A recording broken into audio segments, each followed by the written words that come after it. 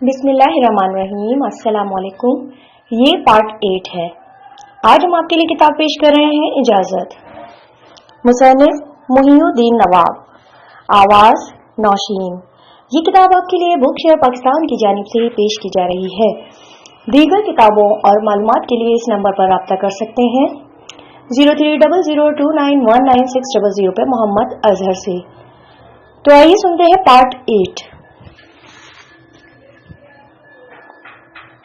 File पेश की गई। उसने खोल के उसे पढ़ना शुरू किया। आज से 2 बरस पहले रजा मुराद बिल्कुल नॉर्मल था। यूं तो अब भी नॉर्मल नजर आता था, लेकिन जहनी इंतशार में मुब्तला रहता था। पिछले दिनों उसके साथ जो हालात पेश आए थे, उनका नफ्सियाती तज्जिया करने पर वाज़ेह होता था कि वो गैर शऊरी तौर पर अपने आप से इंतकाम लेता है।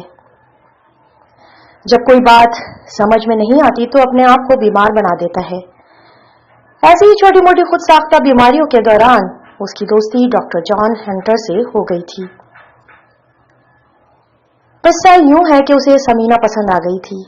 उसने टूट कर उससे मोहब्बत की और उसके करीब होता चला गया।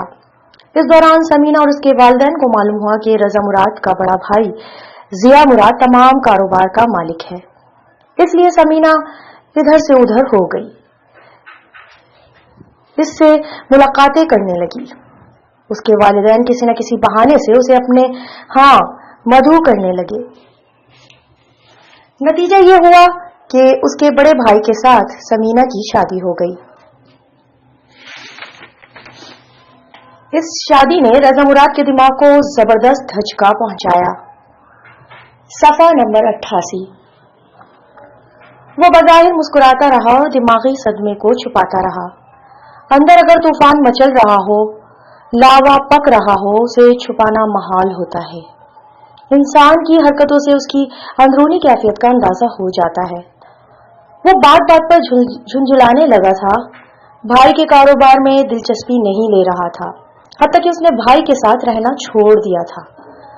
लंदन में ऐसे फ्लैट दस्तयाब हो जाते हैं जहां किसी के साथ शेयर में रहा जा सकता है, यानी 2 या 3 अफराद मुश्तरका तौर पर किराया देकर वहां रह सकते हैं। वो ऐसे ही एक फ्लैट में रहने लगा। कामरान ने उसे बही तरह समझाया, भाई हालात से समझौता करो। दुनिया में एक समीना ही हसीन औरत नहीं है, बहुत है। तुम एक ढूंढोगे 1000 मिलेंगी। उसने झुंझला कर कहा, अब मैं औरतों पर लानत भेजता हूं। मैं कभी किसी पर भरोसा नहीं करूंगा और ना ही किसी औरत के साथ जिंदगी गुजारने के ख्वाब देखूंगा। तुम औरत को शरीके हयात के रूप में ना देखो, उससे नफरत करो, ये तुम्हारा अपना मामला है। लेकिन औरत के कई रूप होते हैं, माँ, बहन, बेटी और भाभी। तुम्हें समीना को भाभी की हैसियत से तस्लीम करना चाहिए। मैं उसे किसी हैसियत से तस्लीम नहीं करूंगा।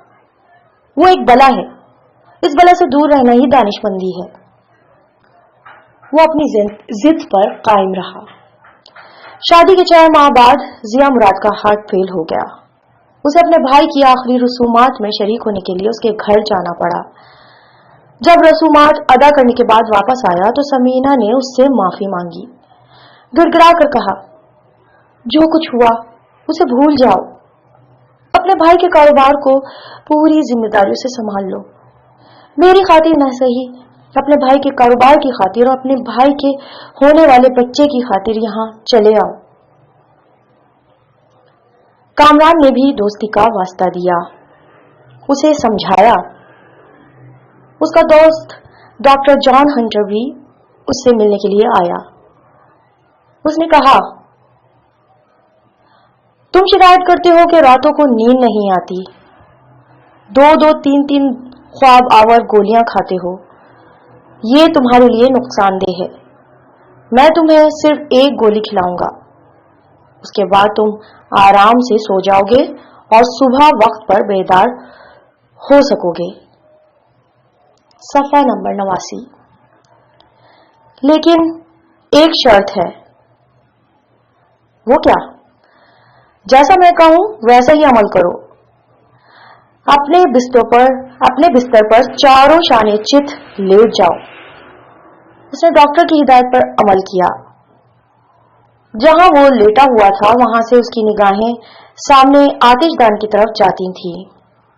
डॉक्टर ने वहां एक मोमबत्ती रोशन कर दी और कहा, जब तक तुम्हें नींद ना आ जाए इस मोमबत्ती की रोशनी को तकते रहो। सिर्फ एक ही बात सोचते रहो कि तुम्हें हालात से समझौता करना है और अपने भाई के कारोबार को संभालना है। सोचते सोचते थकने लगो तो आंखें बंद कर लेना, खुद ब खुद नींद आ जाएगी। उसने डॉक्टर की हिदायत पर अमल किया। एक गोली खाई, उसके बाद आराम से लेट गया। शमा की लौ को तकता रहा, सोचता रहा, फिर आंखें बंद करके सो गया। सुबह बेदार हुआ तो ताजा दम था और ये फैसला कर चुका था कि भाई के कारोबार को संभालेगा। वो कामरान से घर की कोई बात नहीं छुपाता था। जो कुछ होता था उससे कहता था और उससे मशवरा तलब करता था। उसने बताया कि समीना फिर आहिस्ता आहिस्ता उसे समझा रही है कि ज़चगी के बाद उससे शादी कर ले। अगर नहीं करेगा तो कारोबार का बंटवारा होगा, बीवी और बच्चे को ज्यादा मिलेगा और भाई को शायद कुछ ना मिले। कामरान ने कहा, यह साबित हो चुका है कि समीना और उसके घर वाले दौलत की तरफ झुकते हैं।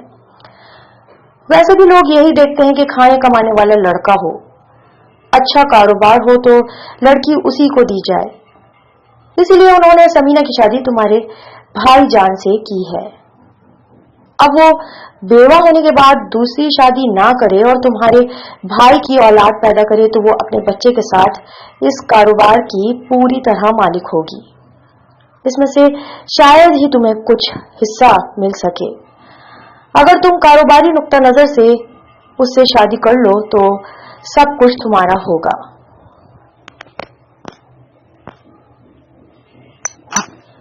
सफा नंबर 90। मैं ऐसे कारोबार पर लानत भेजता हूं। मैं समीना की सूरत भी देखना गवारा नहीं करता।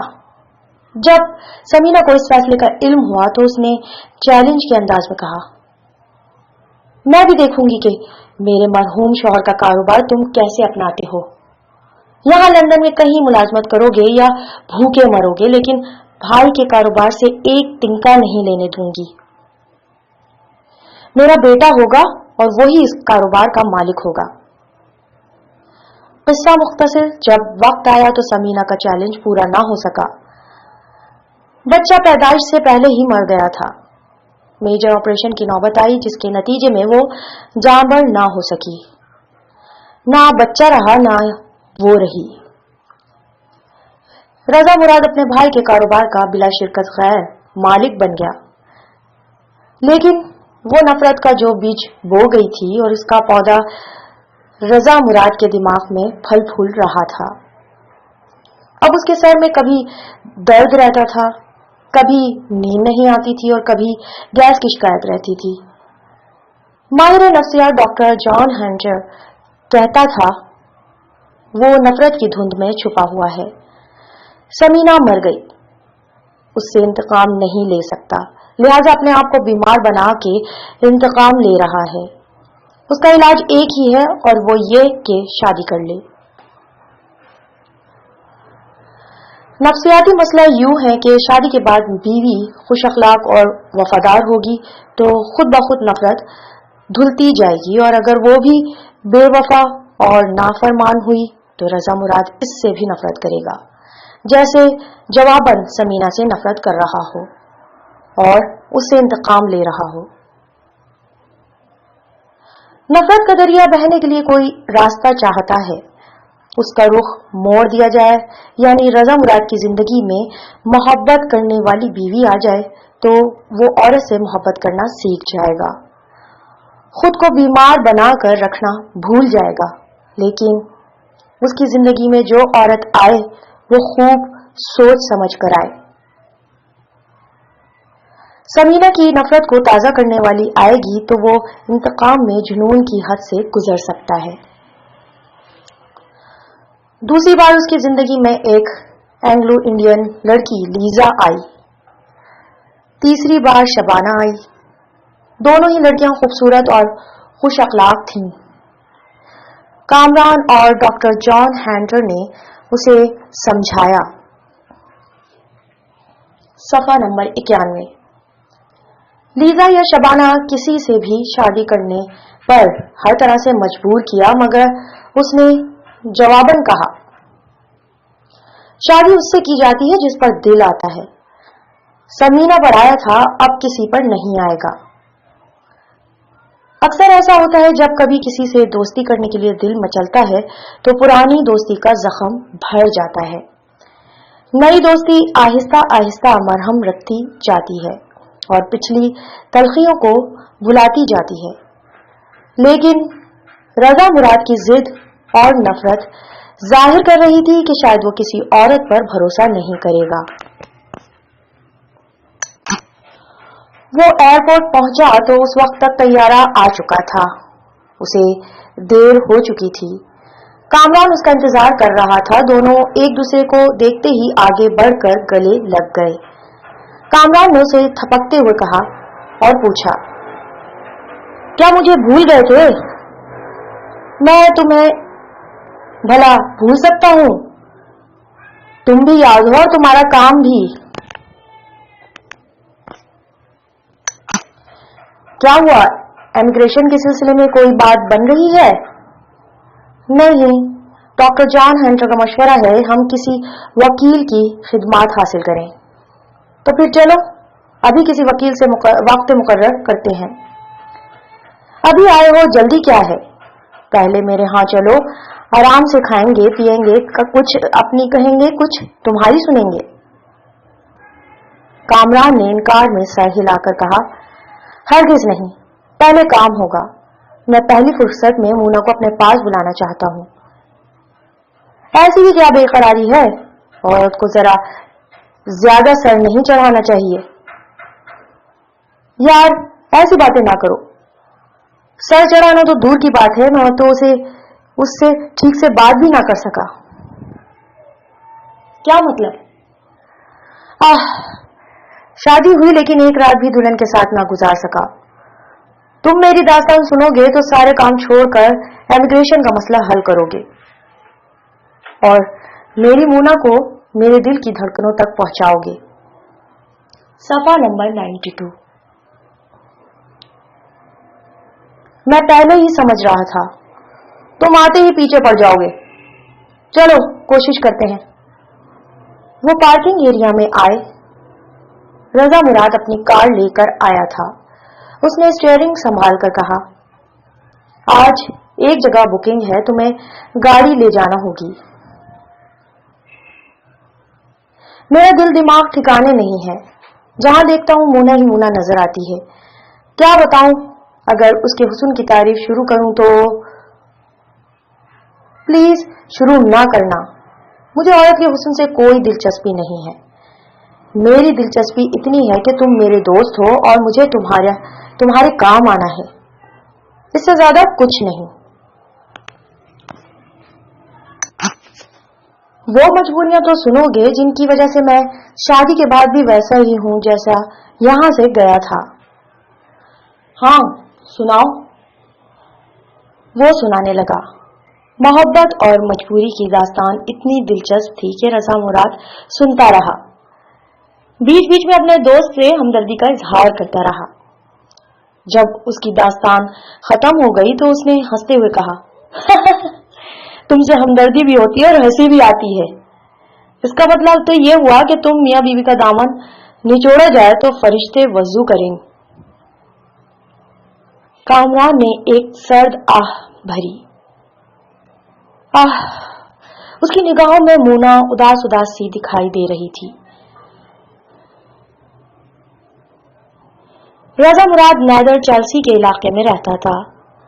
अगरचे तन्हा रहता था लेकिन छोटे से फ्लैट को खूब बना संवार कर रखा था।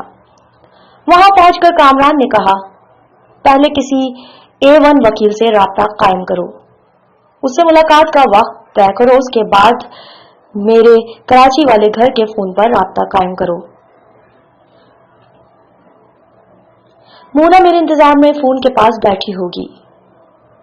अभी हम घर में दाखिल हुए हैं, जरा सांस तो लेने दो, तुम तो मुझे थका मारोगे। सफा नंबर 93। वो झुंझुलाता हुआ फोन के पास पहुंचा, फिर रिसीवर उठाकर नंबर डायल करने लगा।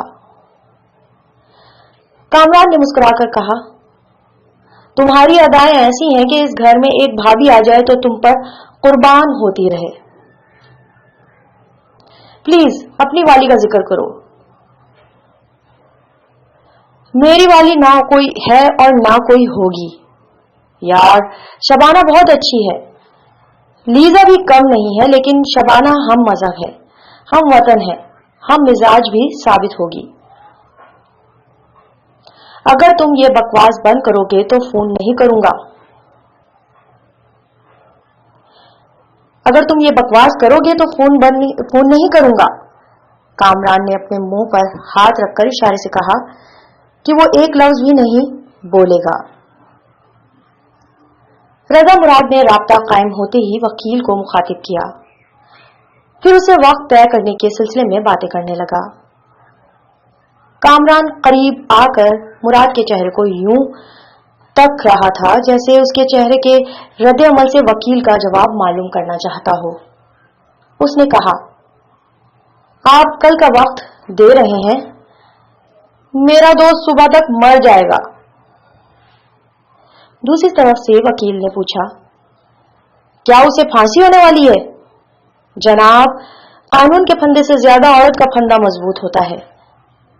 वकील की आवाज सुनाई दी। मैं समझ गया, हम जैसे वकीलों को इशारा काफी होता है। तुम्हारा दोस्त अपनी बीवी से पीछा छुड़ाना चाहता है। हरगिज नहीं, पीछा तो हम जैसे मर्द छुड़ा लेते हैं। एक बार धोखा खाते हैं, हमेशा के लिए कान पकड़ लेते हैं, लेकिन मेरे दोस्त को उसकी मोहब्बत पाकिस्तान से कान पकड़कर यहां तक लाई है। जब तक वो अपनी बीवी को यहां नहीं बुलाएगा, मोहब्बत उसके कान नहीं छोड़ेगी। लिहाजा ये इमिग्रेशन का मामला है। ये कौन सी बड़ी बात है, चुटकी बजाते ही काम हो जाएगा। हम भी चुटकी बजा सकते हैं। मसला यह है कि मेरा दोस्त यहाँ का बाकायदा शहरी नहीं है। उसकी बीवी विजिट वीजा पर चंद माह के लिए आ सकती है, मगर मेरे दोस्त के साथ मुस्तकिल नहीं रह सकती और वो उसे मुस्तकिल अपने साथ रखना चाहता है। अब ये मसला कैसे हल होगा? सफा नंबर 94। कह दिया ना, कल सुबह मुलाकात होगी। जरा अपनी डायरी पर नजरसानी करें, हो सकता है आज शाम का वक्त निकल आए। सॉरी, तुम्हारी खातिर मैं सुबह 7 बजे मुलाकात कर सकता हूँ। 9 बजे कोर्ट जाना है, उसके बाद दोपहर को मुलाकात हो सकती है। जल्दी बोलो, कौन सा वक्त मुनासिब है? जल्दी बोलने की बात है तो सुबह 7 बजे का वक्त मुनासिब रहेगा, हम जरूर पहुंचेंगे। उसने रिसीवर रख दिया। कामरान ने मायूस होकर कहा, मैं आज की शाम और आज की रात कैसे गुजारूंगा? रजा मुराद ने रिसीवर उठाकर नंबर डायल करते हुए कहा, तुम तो ऐसे कह रहे हो जैसे वकील से मिलते ही तुम्हारी मोना यहां चली आएगी। उसे फौरन बुला नहीं सकता, उसकी आवाज तो सुन सकता हूं। मैं वही करने जा रहा हूं, जरा इंतजार करो, अभी उसकी आवाज सुनाई देगी। कामरान वहां से चलता हुआ सोफों के पास आया। उसने सूटकेस को उठाकर सेंटर टेबल पर रखा, फिर उसे खोलने के बाद एक एल्बम को निकाल कर देखने लगा। उसका सफा उलटते ही मोना की मुस्कुराती हुई सूरत नजर आई। वो बेइख्तियार मुस्कुराने लगा। उसे यूं लगा जैसे तस्वीर के सामने नहीं, मोना के रूबरू पहुंच गया हो। उसने आहिस्तगी से कहा, हेलो। तस्वीर में जान पड़ गई। मोना ने मुस्कुराते हुए कहा, हेलो। हेलो मोना, कैसी हो? मोना ने फिर कहा, हेलो। हेलो हेलो یہ بار بار ہیلو ہیلو کیوں کہہ رہے ہو؟ کچھ اور بھی تو کہو، رضا مراد نے کہا۔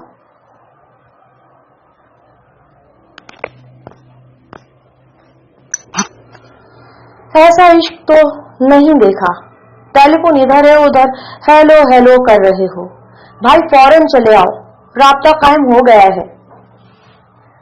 صفحہ نمبر 95۔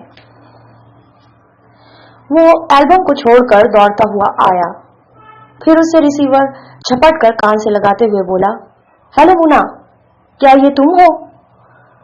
دوسری طرف سے اس کے پاپا کی آواز سنائی دی، بیٹے میں ہوں، کیا تم خیریت سے پہنچ گئے ہو؟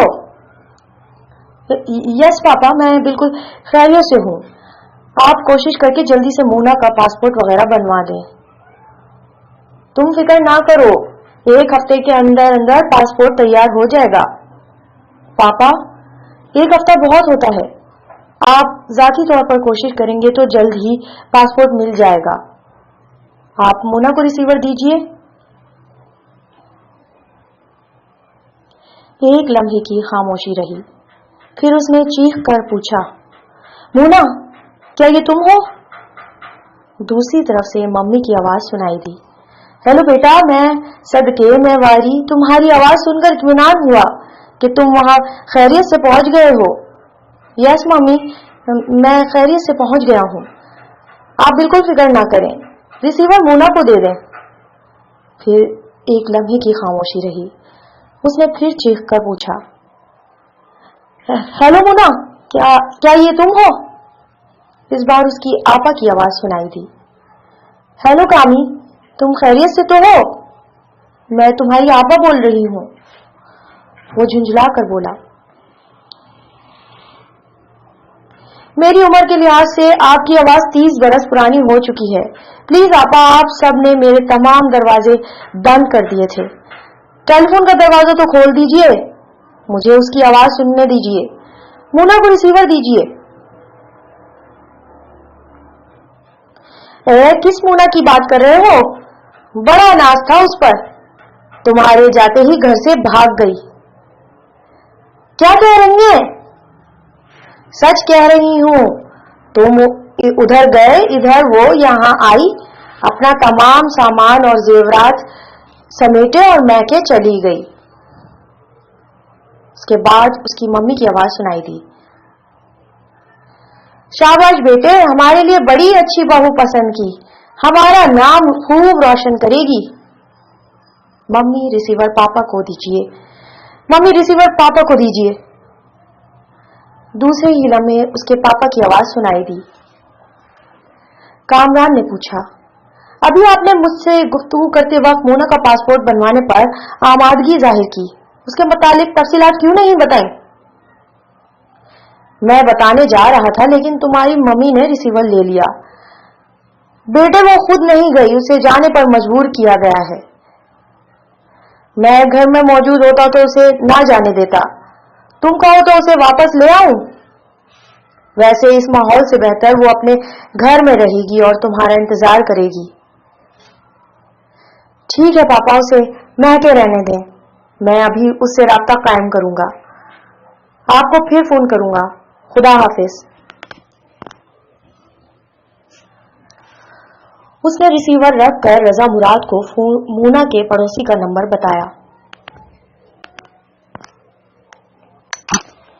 پھر کہا، پلیز اس نمبر پر رابطہ قائم کرو، یقیناً وہ میرا انتظار کر رہی ہوگی۔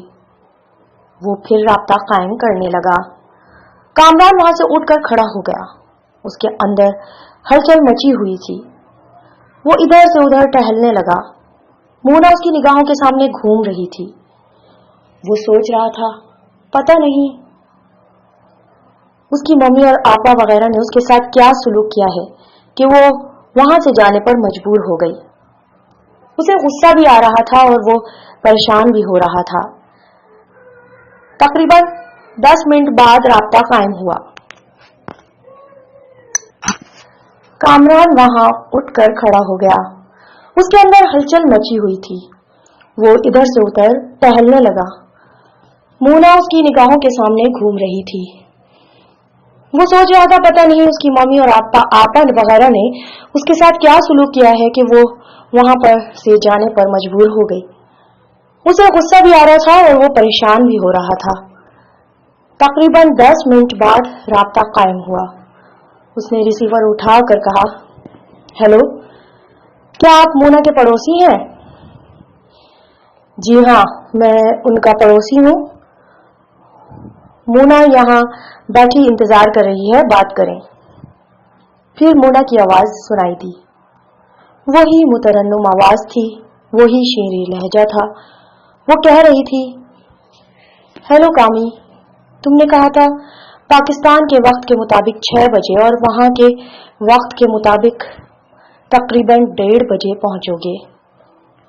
मैं 1:30 बजे से बैठी इंतजार कर रही हूँ। सफा नंबर 97।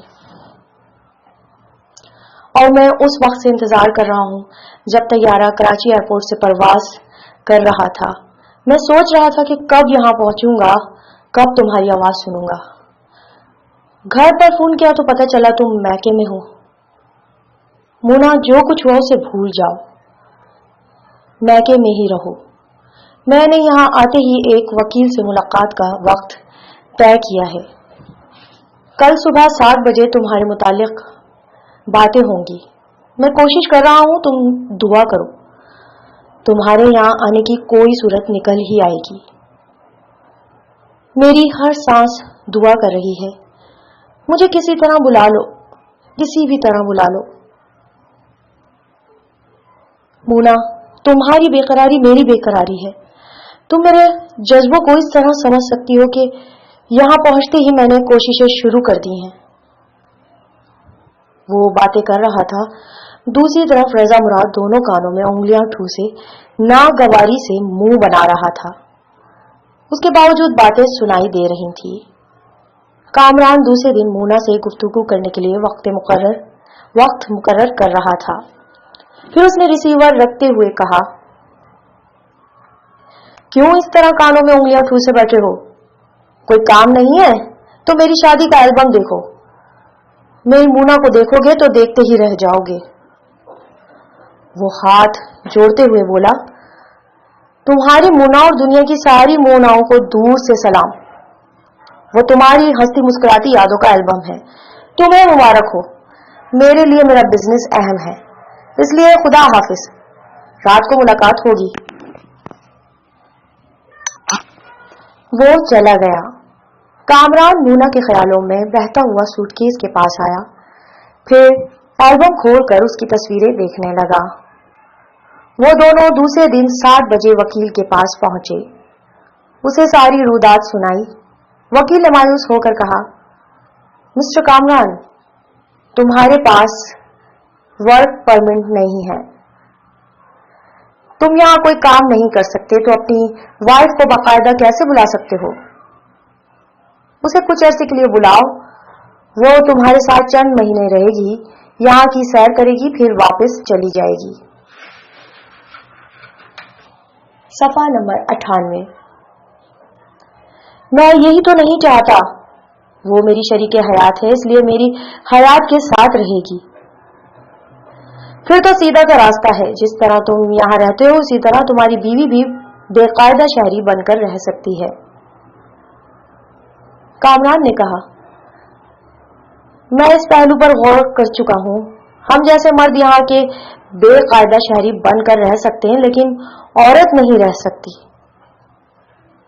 वकील ने पूछा, क्यों? फर्ज कीजिए मेरी बीवी मेरे साथ है, चंद माह बाद या चंद साल बाद उसके पांव भारी हो जाएं, वो मेरे बच्चे की मां बन जाए, तो वो बच्चा कहाँ का शहरी कहलाएगा? उसे बर्थ सर्टिफिकेट कहाँ से मिलेगा? बरतानिया से या पाकिस्तान से? हमारा बच्चा तो कहीं का नहीं रहेगा, क्योंकि वो बरतानिया में पैदा होगा और यहाँ के कानून के मुताबिक पहले उस बच्चे के माँ बाप को यहाँ की शहरियत का सबूत देना होगा। इसी तरह इस बच्चे को पाकिस्तान की शहरियत हासिल नहीं हो सकेगी, क्योंकि वो बरतानिया में पैदा होगा। वकील ने कहा, ये कर सकते हो कि जब तुम्हारी वाइफ मां बनने वाली हो तो उसे पाकिस्तान भेज देना। वहां बच्चे की विलादत होगी। रजा मुराद ने कहा, वकील साहब जरा सोच समझ कर मशवरा दीजिए, हम एशियाई बाशिंदे हैं, हर साल हमारे यहाँ बच्चे होते हैं, क्या हर साल उसकी बीवी पाकिस्तान जाया करेगी? पार्ट 8 यहाँ पर इख्तिताम पजीर होता है। किताब इजाजत का बकिया हिस्सा पार्ट 9 पर समाप्त फरमाइए। शुक्रिया।